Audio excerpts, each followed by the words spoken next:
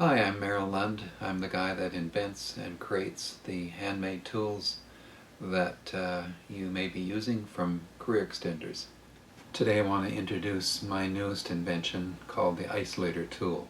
The inspiration for this most recent tool to be able to snare a particular muscle, capture it, and be able to give a thorough treating to it without it slipping out from underneath my thumbs or underneath the tool. Okay, the nice thing about the isolator tool is that it can isolate one head of the gastrocs. Now we can feel right to the tool. There's something that's probably a little bit tender there. Is that tender? Yeah. Yeah. And sometimes these two heads will actually get stuck to each other. And of course, this is great because you can actually bring that little prong in between them and get right down in there. Obviously, it would take a little bit of work before I could really get right down to the soleus in between the gastrocs heads. But for the sake of this demonstration, you can see how I'm doing this. So let's go up and check out the hamstrings. The purpose of this tool, the inspiration for this tool, was to be able to isolate certain muscles. So if her hamstring is a little smaller, I can turn it at an angle like this and be able to cover that whole hamstring right through there. On a bigger muscle, if I leave it completely flat like that, you can see that if you were working a muscle that was smaller, that this doesn't conform quite so well. I'm trying to find an ankle, maybe if I get weight behind it. But if you turn the tool diagonally here a little bit, you see now it completely conforms to the muscle. So if I'm working on a smaller muscle, I'll hold it at an angle like this rather than straight. And we can get right up into that ischial tuberosity there with that tool. A little tender in there or not? Okay, yeah. A little bit.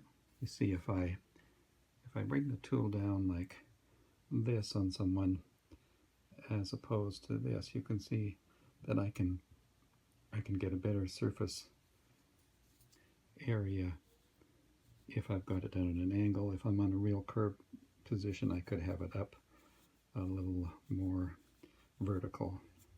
Okay, here in the piriformis, I could use this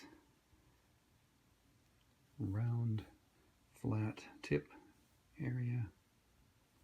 I could also use that one more precisely of the femur. As you know, there are ligaments that come down from the sacrum through this area, and some of them run down the shaft of the bone of the femur, the leg bone, and this tool fits right onto that. It cradles that bone really nicely, so you can get that far better than you can with any other tool.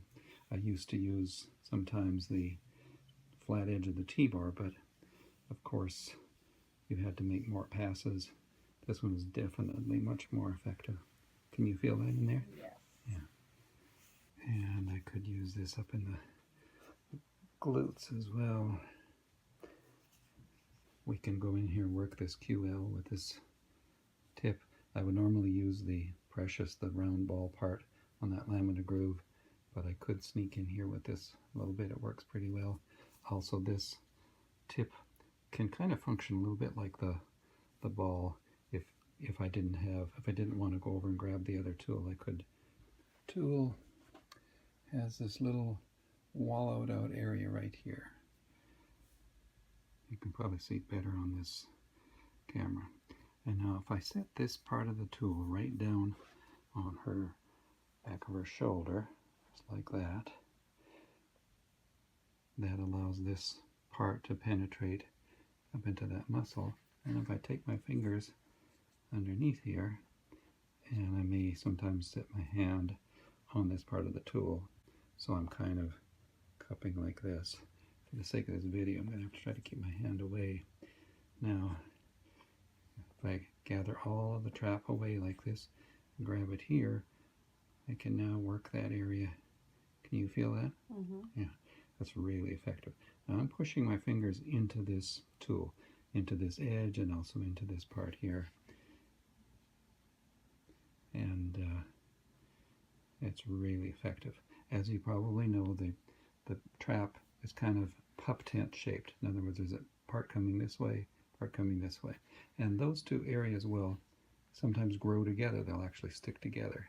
And one of the ways to treat that is to use your thumb and your fingers and to do this sort of a motion. But again, it's really hard on the thumb. And also, I find with this tool, you now have something that's stabilizing that trap, so it can't get away, can't squirt away. You can get in here with whatever pressure is appropriate for that particular person at that time, pushing the trap right off of the, oh yeah, there's,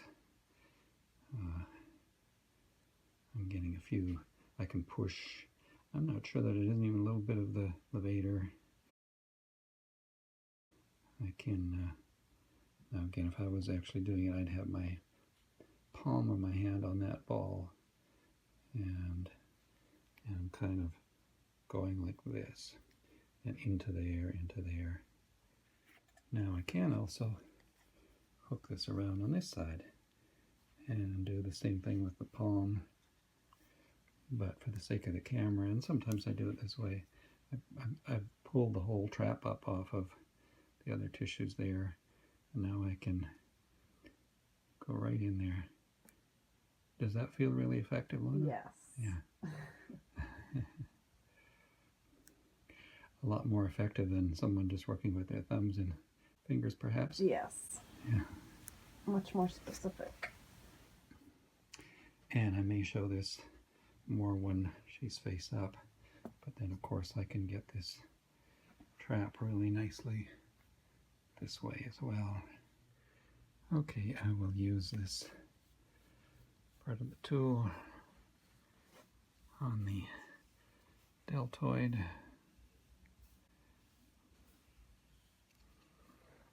Okay, and I can do this triceps up through here as well, and of course the biceps.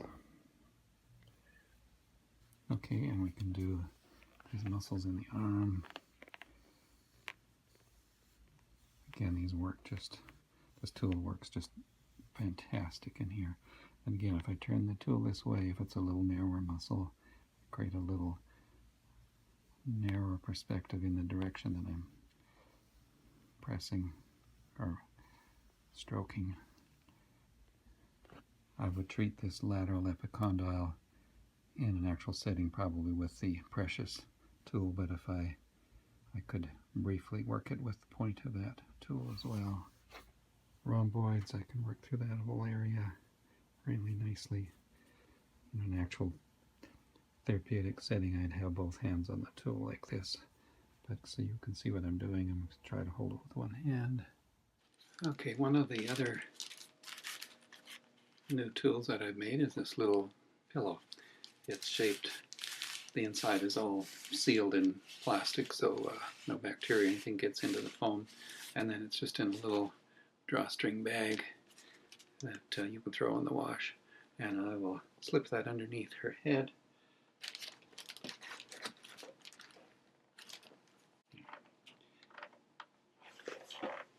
And that gives me all of this space underneath here where I can work without anything in the way. So I was able to turn her head, and the way this little pillow is designed, it will hold her pretty much exactly where I want her. I don't have to be putting my hand on her and holding it in position. It's designed to fit and just hold the person right where you put them.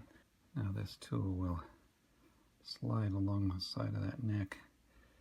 We can do those transverse processes. This little part of the tip right here, I'm making sure this little part of the tip here, so I'm trying to hold it so both cameras can get it. This part of the tip I want to have about in the lamina groove at the furthest back. I don't want them bumping into the spinous processes. And then I can come anterior further as well. I guess you could even press the SCM into that a little bit. So you can see this tool is so effective. Okay, and you can see my skull here.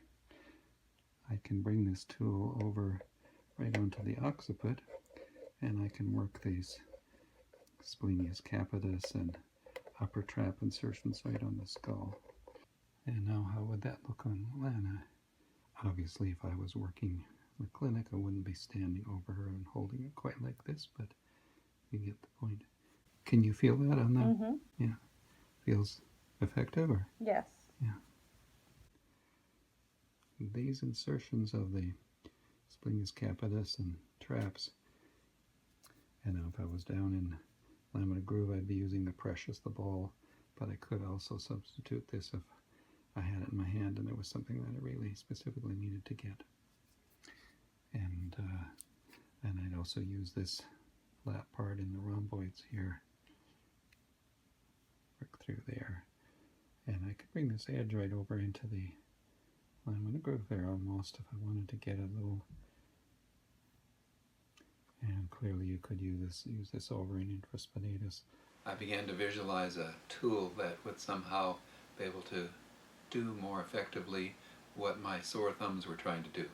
I started inventing tools about 8 years ago, and the tools, each of them has gone through a metamorphosis over the years, constantly, pretty much every year, improving each tool. By using it in my clinic, I realized ways that I could make the tool more comfortable or more effective at treating the person, or figure out a way to put an extra tip on the tool. It was my preference to have as many as 6 working edges on each tool, so you don't have to buy so many tools, and you don't have to be setting down tools and picking up tools constantly.